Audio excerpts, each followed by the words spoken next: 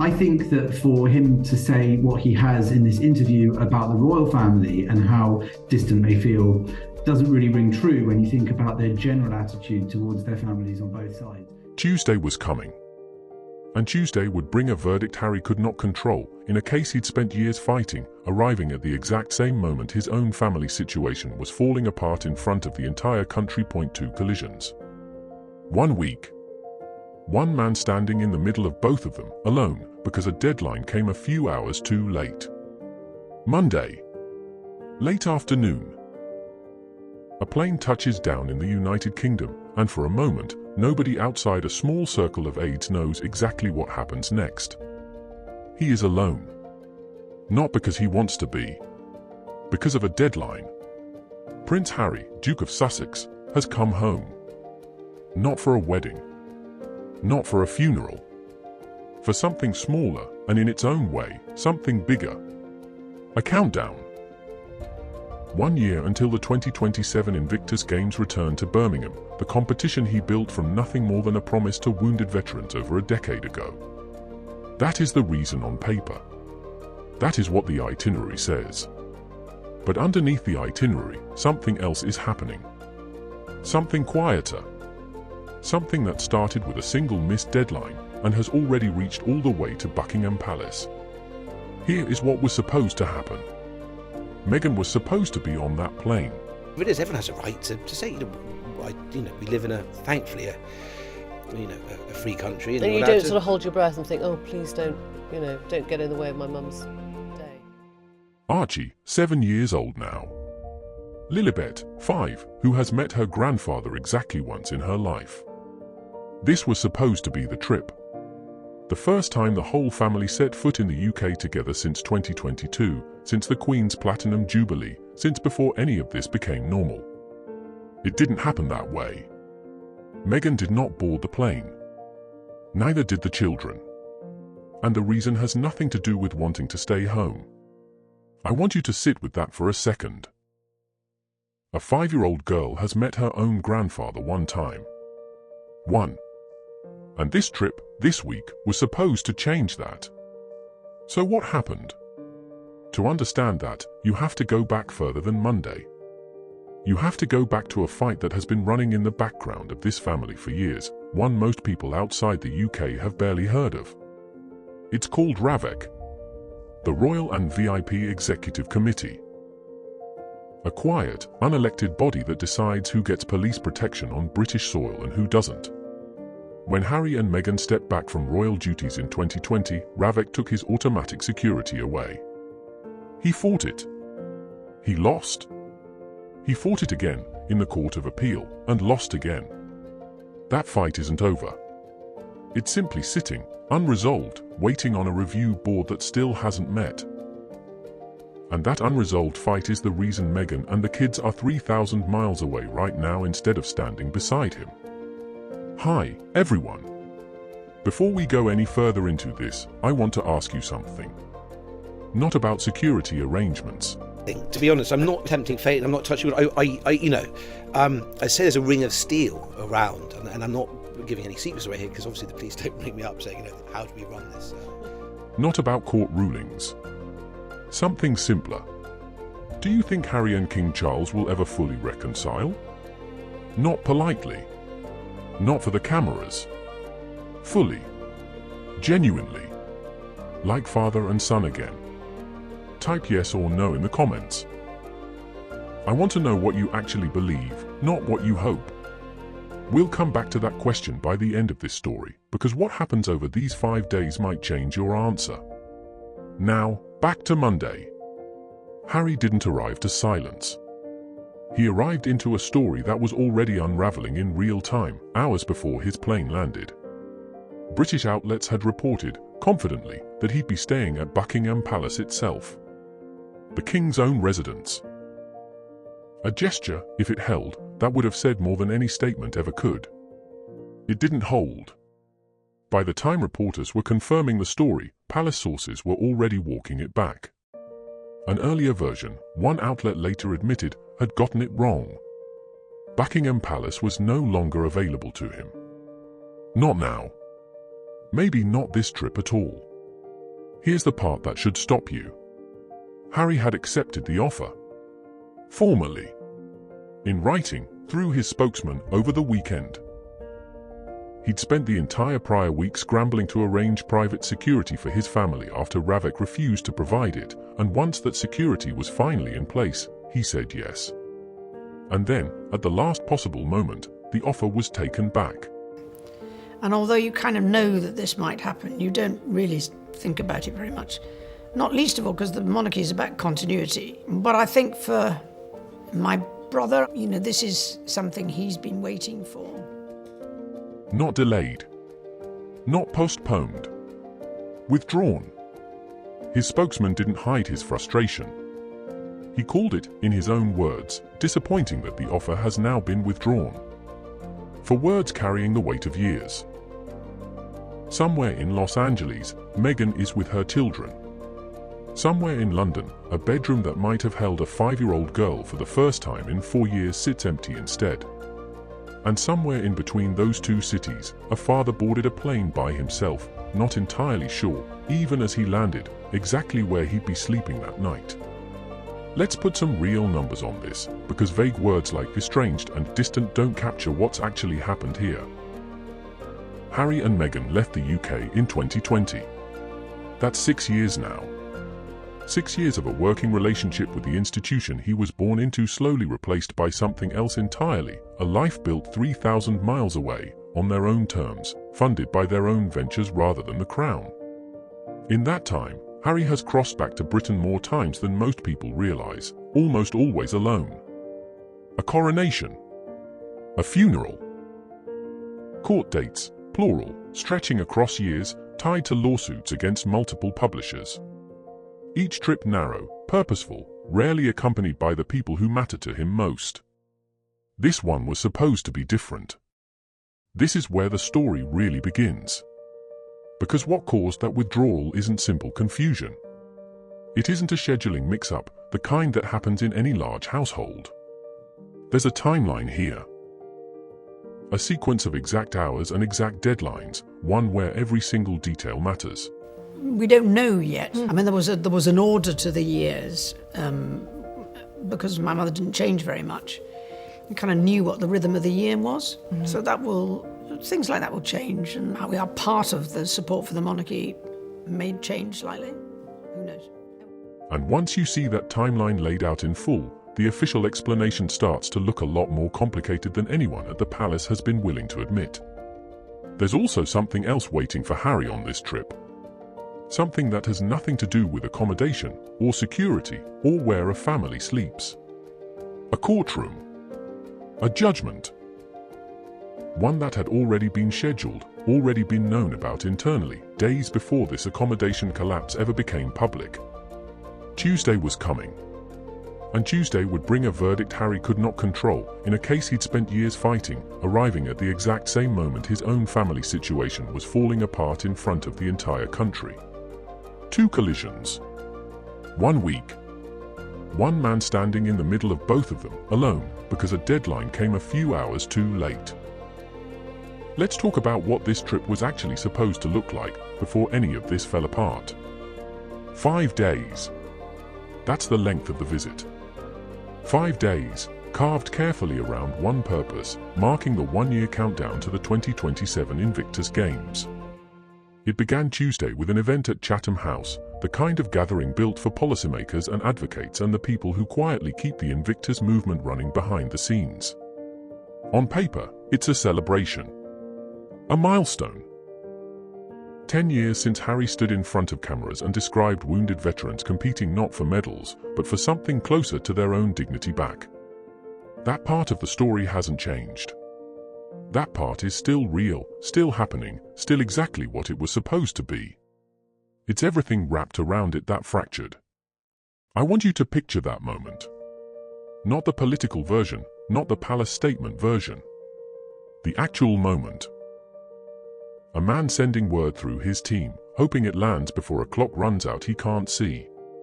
Somewhere, on the other end, someone checking the time against a rule that has nothing to do with forgiveness or family, and everything to do with process. He arrived anyway.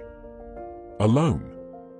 Not knowing, even as his plane touched down, exactly where he'd be spending the next 5 nights. That's where we left him a moment ago. But now you understand the weight underneath it. This wasn't just a housing mix-up.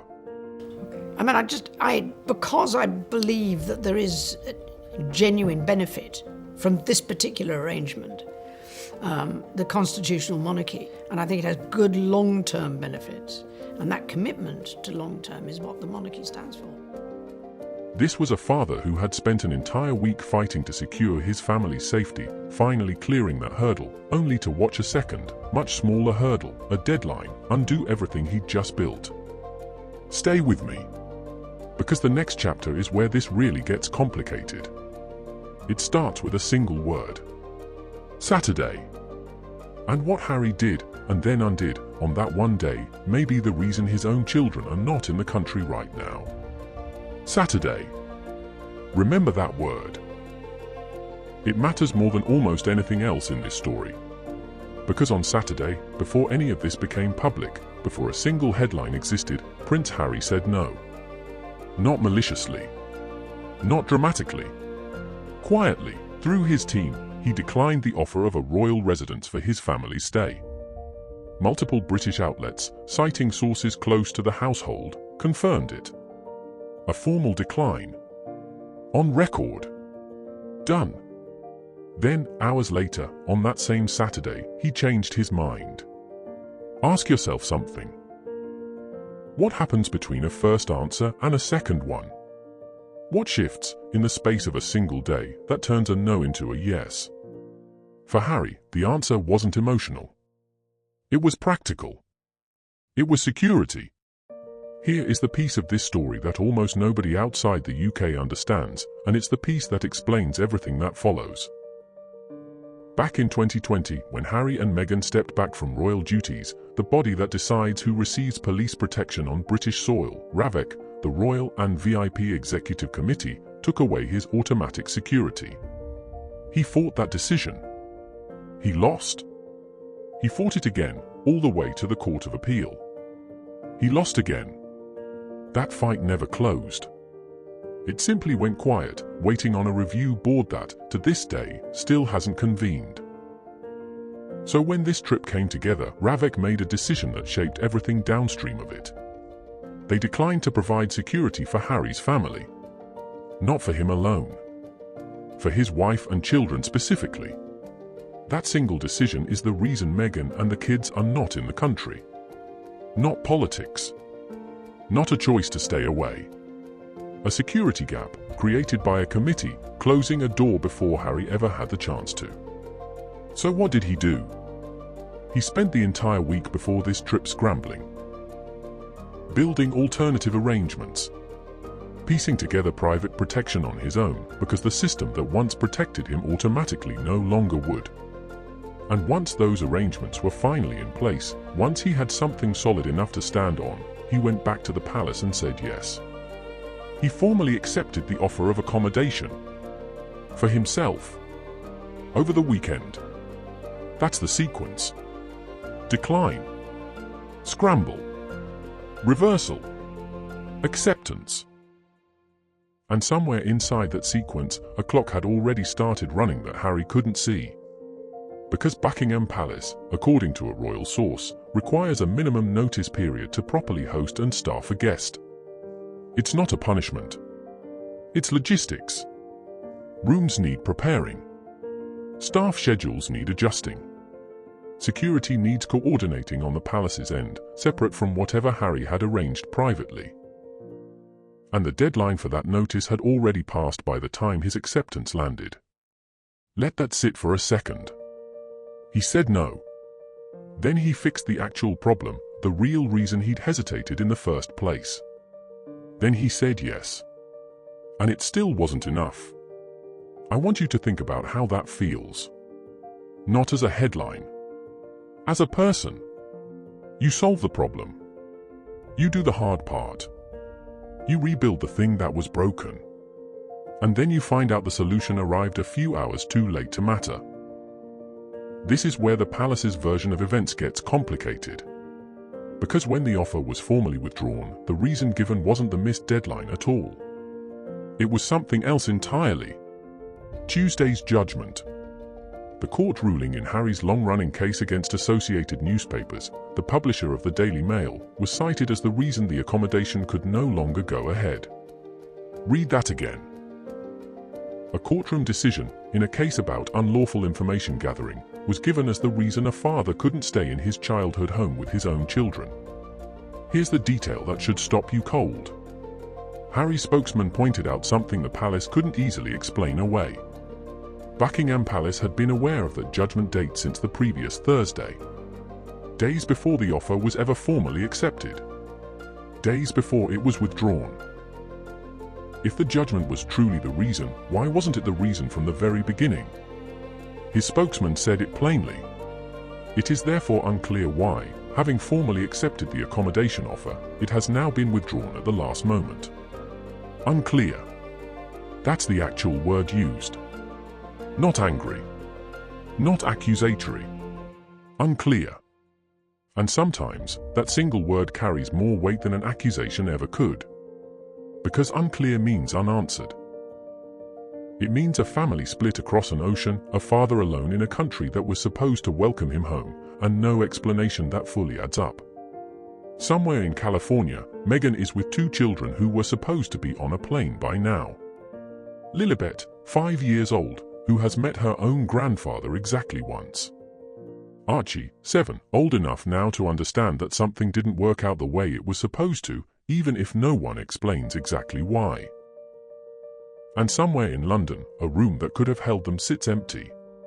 Here's what nobody has said out loud yet, and it's worth sitting with. A deadline is not a decision made in a moment of anger. A deadline is quiet. It's procedural. It gives an institution the ability to say no, without ever having to say the word no out loud. Was this really about paperwork? Or was paperwork simply the easiest place to hide a decision that had already been made? That question doesn't have a clean answer. Not yet. Because the next stretch of this story brings something even harder to untangle. A courtroom, a judge, and a verdict that was already scheduled long before any of this accommodation drama became public. Because while all of this was unfolding, quietly, behind statements and spokespeople, another storm was already timed to hit. One with nothing to do with where anyone would sleep, and everything to do with what a British judge was about to say, in public, about years of Harry's own allegations against the press. That judgment lands next. And it lands hard. None of this happens in isolation either. The security fight with Ravek isn't some minor footnote Harry brought up for sympathy. It has run for years, through multiple courts, with real financial and legal weight behind it. Losing that Court of Appeal challenge meant losing more than a formality. It meant that every time his family sets foot in the UK, someone has to rebuild, from scratch, a version of the protection that used to simply exist. Every visit becomes a negotiation. Every negotiation runs on someone else's clock. That's the environment this trip was born into. Not casual. Not simple. A father trying to bring his children home to meet a grandfather they barely know, inside a system that makes every step of that journey harder than it has any right to be. The next chapter isn't about Saturday anymore. It's about Tuesday. And Tuesday is where 2 entirely different collisions, one personal, one legal, arrive within hours of each other, in front of the entire world. By the time Monday turned into Tuesday, the story had already split into 2 separate versions of itself. There was the public version, the one built for headlines. Prince Harry returns to the UK. Family accommodation in question. A father visits alone. And then there was the version underneath it. Quieter. More specific. Built entirely out of timestamps, statements, and a handful of words chosen very carefully by people who understood exactly how much those words would carry. Let's go back through it, slowly, because the order matters. Earlier on Monday, multiple British outlets reported, citing Harry's own spokesman, that he had accepted the offer to stay at Buckingham Palace. That was the story running through the morning. Confirmation.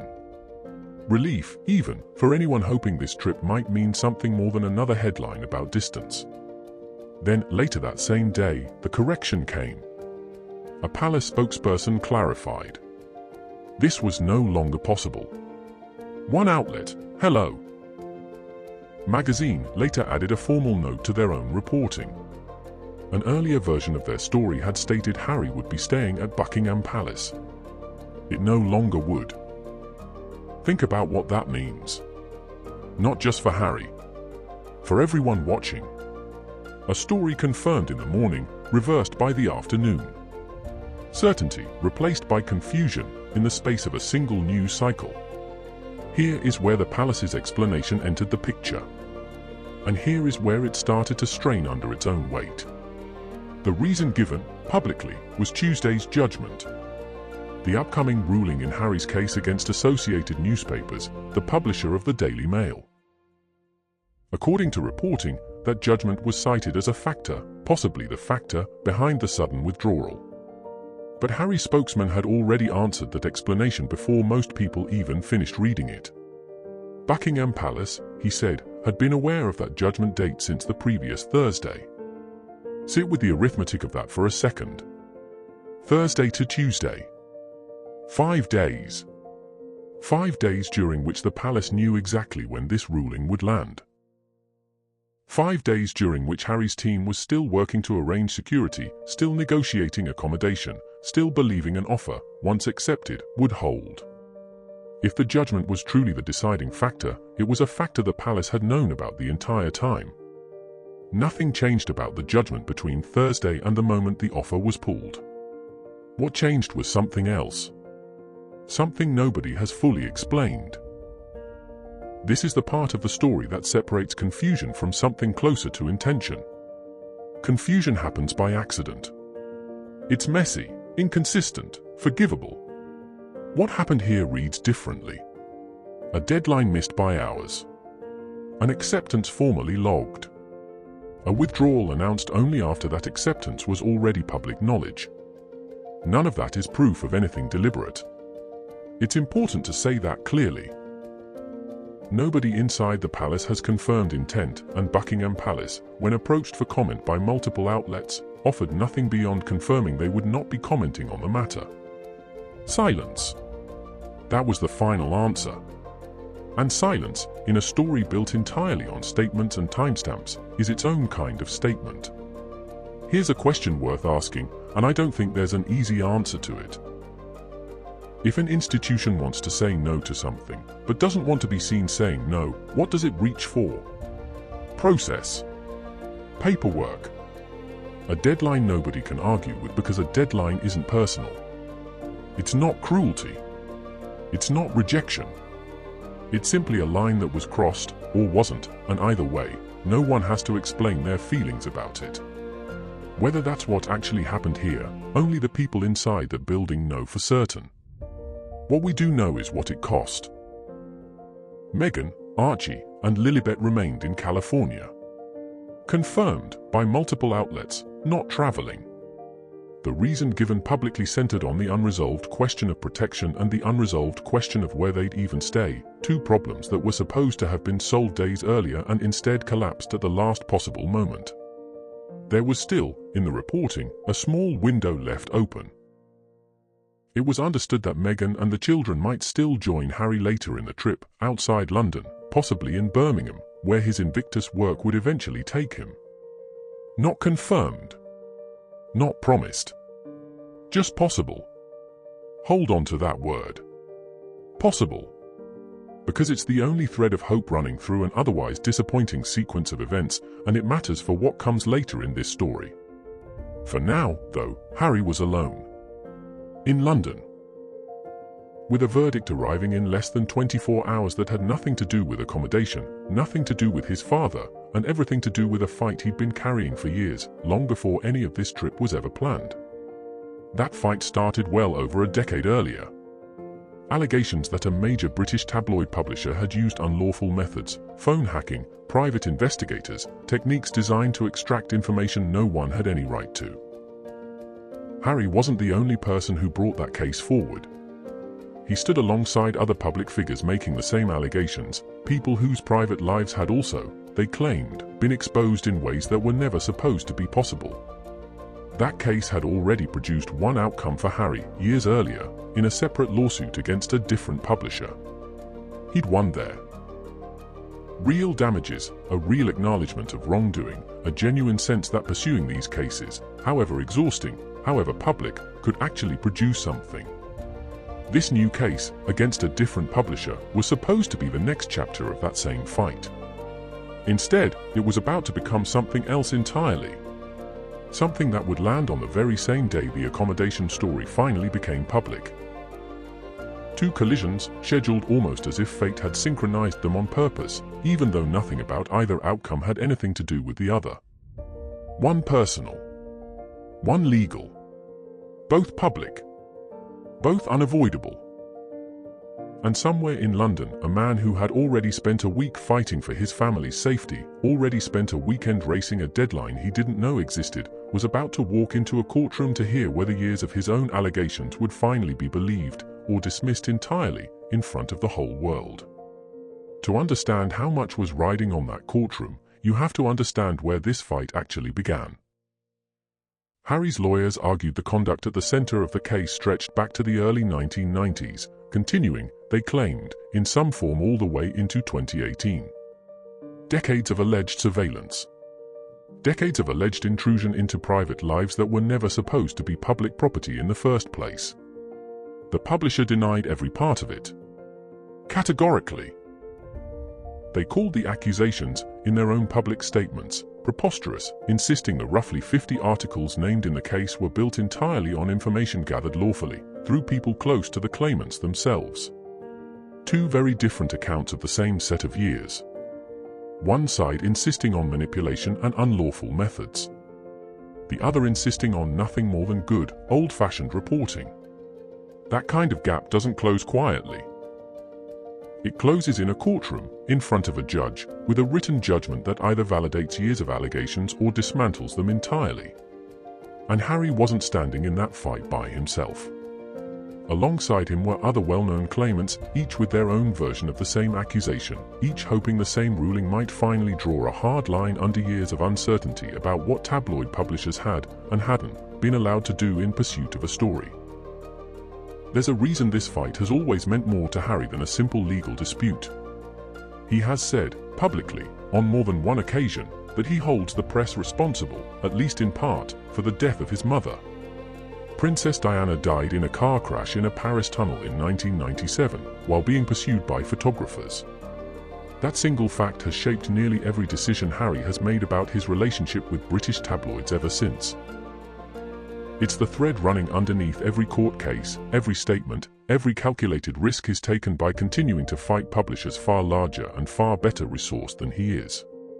So when this particular verdict arrived, it was never going to be just another headline. It was going to be measured against that history. Against a mother loss to exactly the kind of pursuit these lawsuits were built to hold accountable. That's the weight Harry carried into the courtroom on Tuesday. Not just a case. Not just a claim. A decade-long argument about whether an entire industry had crossed a line it was never supposed to cross, arriving at its conclusion in the same 48 hours that his own family's visit had already come apart at the seams. Two fights. 1 week. No room to breathe between them. Think about that for a moment, honestly. Most people get to face their hardest days one at a time. A bad week at work.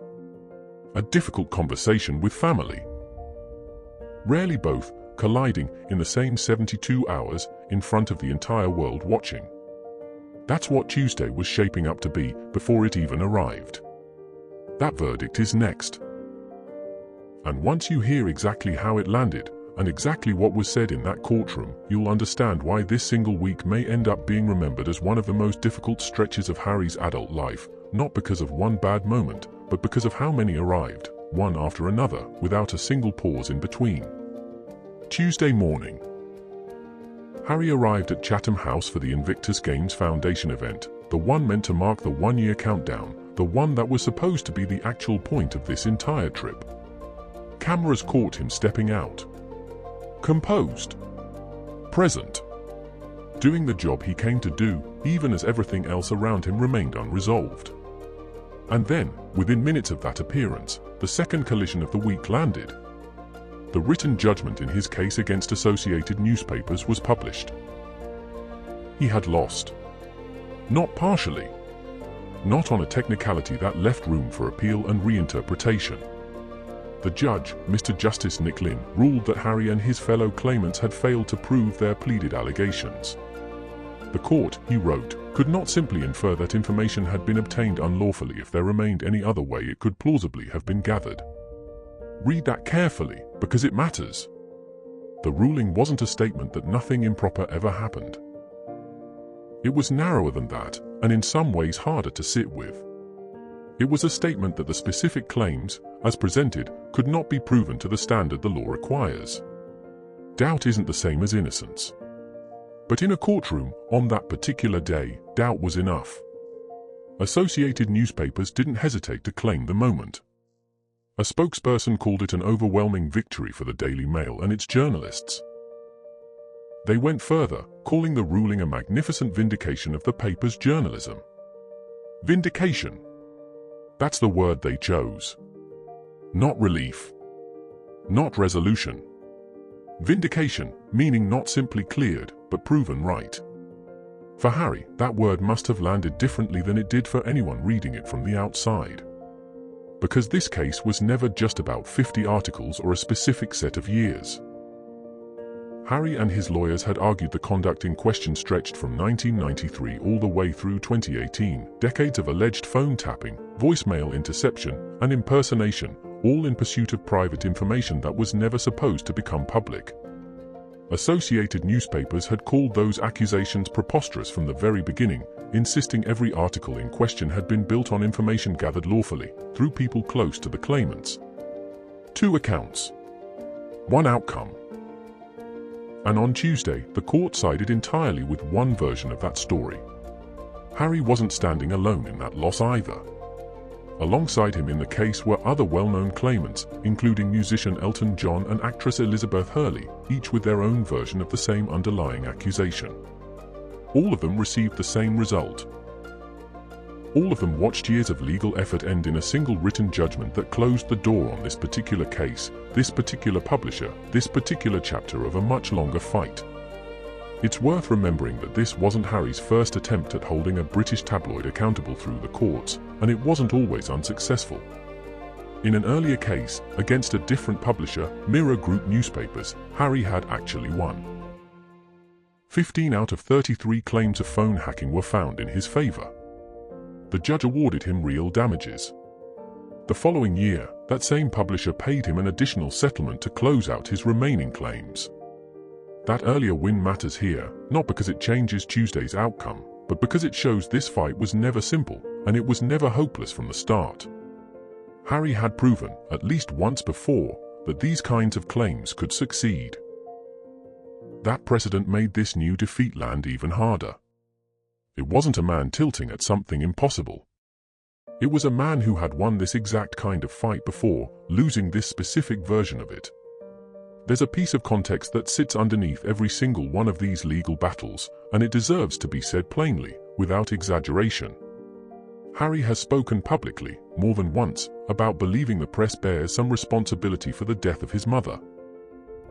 Princess Diana died in a car crash in a Paris tunnel in 1997, while being chased by photographers pursuing exactly the kind of access this lawsuit was built around. That loss isn't a detail he's ever separated from his relationship with British tabloids. It's the foundation underneath nearly every legal fight he's chosen to take on since. So when a judgment like this arrives, calling his claims unproven, it isn't only a legal setback. It's a moment that reopens, publicly, a wound most people would never willingly revisit in front of the entire world. And he did it anyway.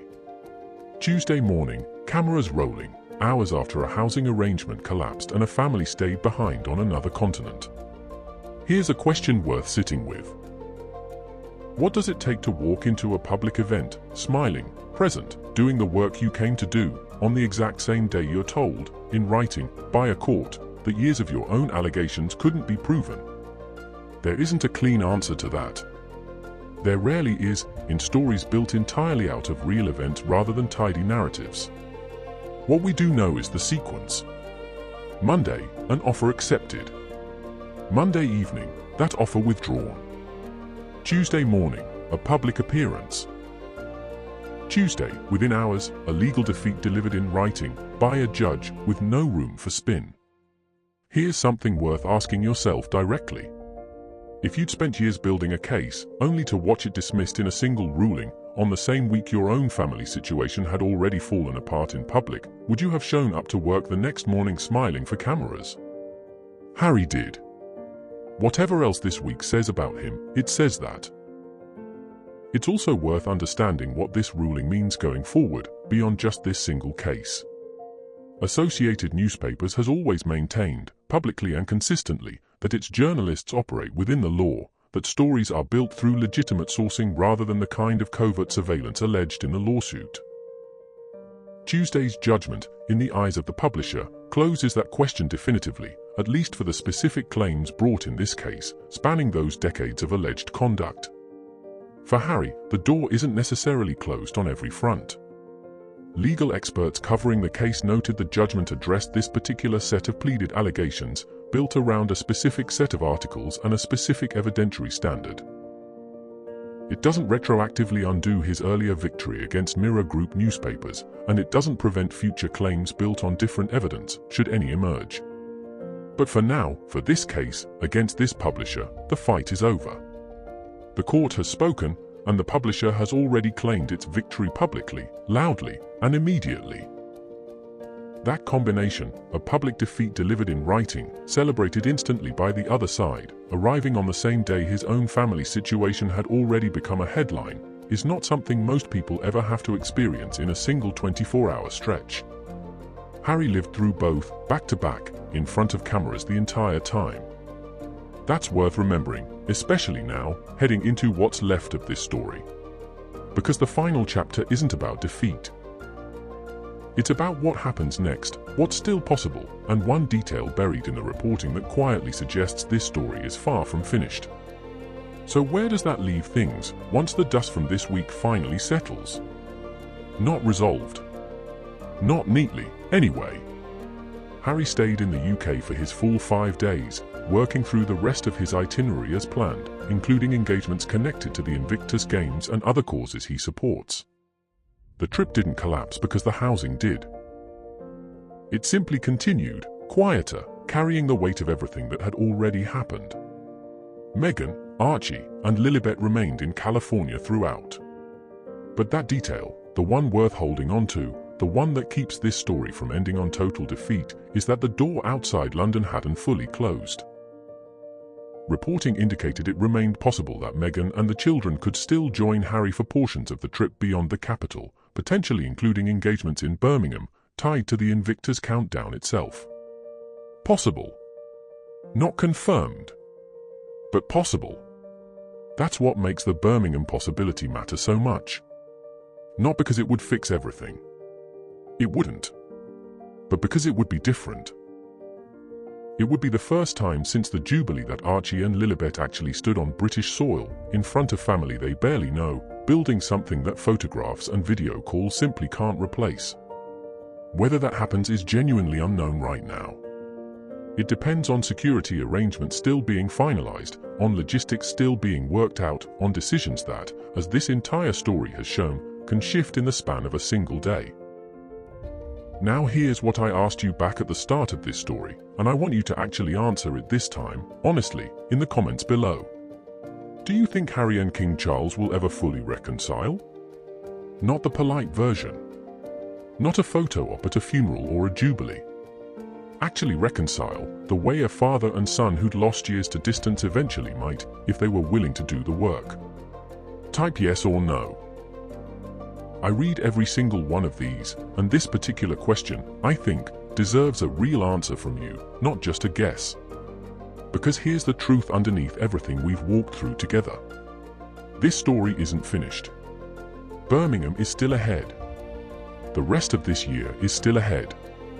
Whatever happens next between this family won't be decided by a single week, no matter how difficult that week turned out to be.